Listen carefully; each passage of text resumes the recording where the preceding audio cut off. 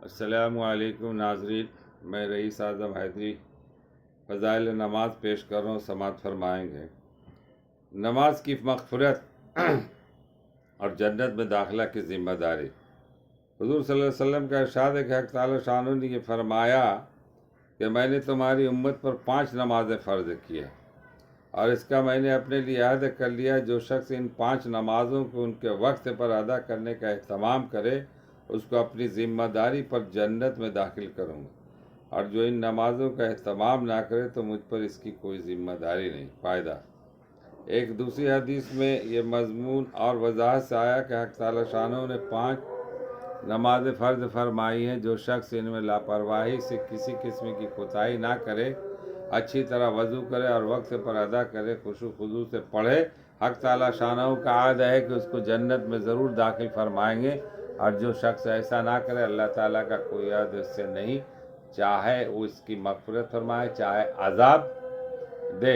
کتنی بڑی فضیلت ہے نماز کی کہ اس کے اہتمام سے اللہ کے عہد میں اور ذمہ داری میں آدمی داخل ہو جاتا ہے۔ ہم دیکھتے ہیں کہ کوئی معمولی سا حاکم یا دولت مند کسی شخص کو اطمینان دلا دے یا کسی مطالبہ کا ذمہ دار ہو جائے یا کسی قسم کی ضمانت کر لے تو وہ کتنا مطمئن اور خوش ہوتا ہے، اور اس کا حاکم کا کس قدر احسان مند گرویدہ بن جاتا ہے۔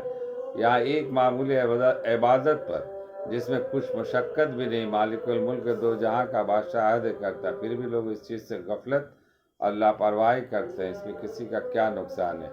اپنی ہی کم نصیبی اور اپنا ہی ضرر ہے۔ اللہ تعالیٰ ہم لوگوں کو پڑھنے اور سننے سے زیادہ عمل کرنے کی توفیق عطا فرمائے۔ اگر انسان کو جنت مل گئی تو سب کچھ مل گیا، چونکہ وہاں دائمی زندگی، ہمیشہ ہمیشہ کی زندگی ہے، اور جنت کیا ہے؟ وہ ایک آرام دہ جگہ ہے۔ ہر قسم کے آپ کو یہ نا پھل فروٹ میوہ جات سب قسم کے چیزیں کھانے کو ملے، رہنے کو مکان عالیشان، پہننے کو بہترین لباس ریشم والی، تو یہ ہے معاملہ۔ اب جنت کی تو بہت تفصیل ہے۔ بہرحال ہم مسلمانوں کو چاہیے کہ نماز کی پابندی کرے۔ بہت سے لوگ پڑھتے ہیں، کہتے ہیں نماز پڑھنے سے کیا فائدہ؟ ارے نماز ہی تو سب کچھ ہے۔ پہلے نماز، ہاں آپ حلال روزی کے ساتھ کمائیں، کسی کا غلط سلط نہ کریں اور نماز پڑھیں انشاءاللہ۔ اور یہ نہیں کہ آپ نماز پڑھیں اور حج بھی کر لیں، زکوٰۃ بھی دیں اور دوسرے کو گبن کریں، حسد جلن کریں۔ ہر چیزوں سے پاک رہنا یہ بھی بہت ضروری ہے۔ اللہ تعالیٰ ہم لوگوں کو پڑھنے سننے سے زیادہ عمل کرنے کی توفیق عطا فرمائے۔ وما علینا الا